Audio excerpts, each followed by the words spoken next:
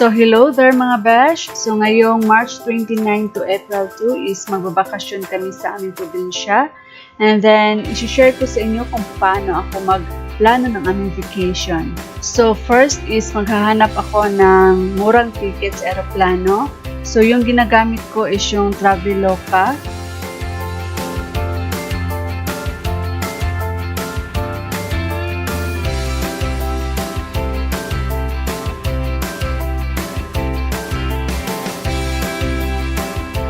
So, once na makita ko na yung murang ticket is since malapit lang naman kami sa SM Consolacion, so dito ako magpabook ng ticket sa Jude Ticketing Agency.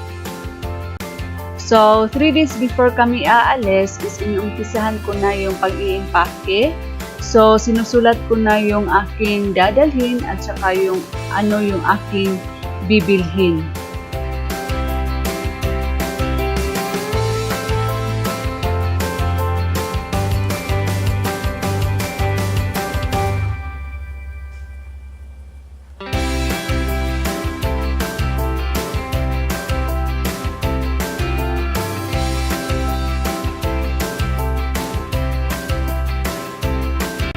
So, dapat kung ano yung bibilhin is yun lang talaga yung kailangan.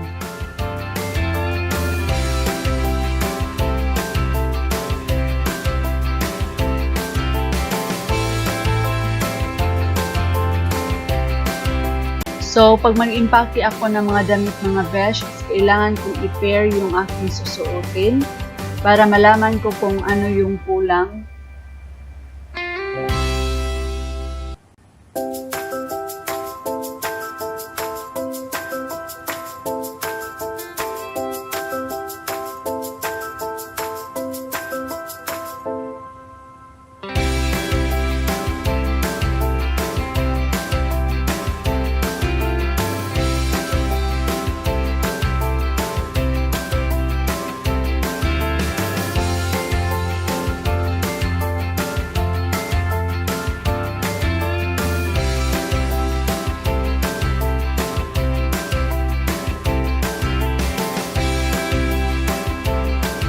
So, next is, i-check ko yung bag na dadalhin namin. So, ito yung mga travel bag namin.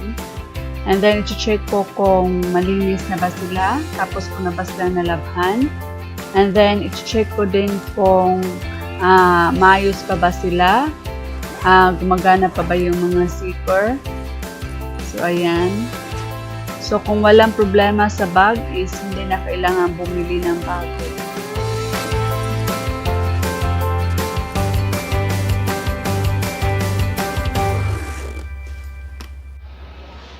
So, ang kailangan ko lang bilhin is sapatos. So, andito ako ngayon sa Skechers.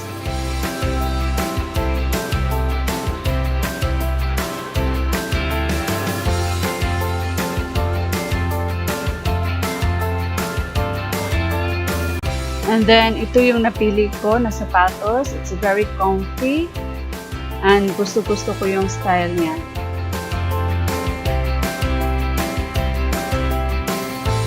So, ito pala yung lumang sapatos ko. Nakasakasama ko 2 taon. So, kailangan ko muna siya ngayong ipahinga. So, bumili rin pala ako ng travel container para sa aking lotion, sabon, at saka para sa aking cream. And then, huwag kalimutan magdala ng charger para sa ating mga gadgets.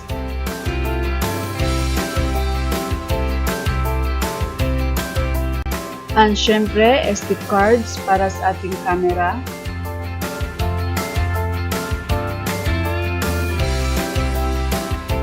So, bumili rin ako ng gamot para sa sakit ng ulo, sakit ng tiyan, allergy, and then itong white flower na pwede mong gamitin pag nahihilo ka sa biyahe.